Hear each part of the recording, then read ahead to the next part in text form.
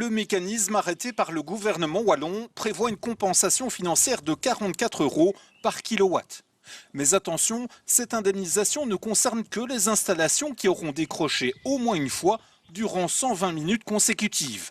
Un critère trop sévère pour la SBL qui défend les propriétaires de panneaux photovoltaïques. Les personnes qui décrochent 120 minutes consécutives, bien sûr qu'il y en a. Mais il y a aussi beaucoup de personnes qui, à un moment donné, ont un onduleur qui reprend la tension sur le réseau pendant 1 à 2 minutes. Eh bien, ces gens-là, à ce moment-là, se verront revenir à zéro et ne percevront absolument aucune indemnité. Pour le ministre wallon de l'énergie, la question de l'indemnisation semble secondaire.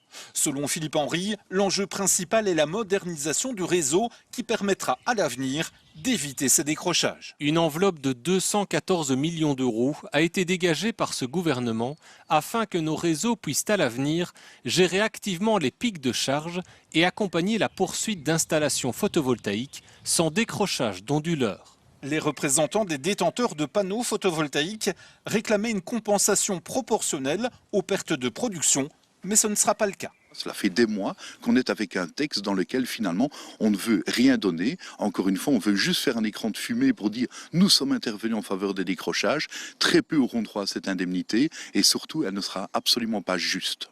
En Wallonie, 30% des 350 000 installations subiraient des décrochages réguliers.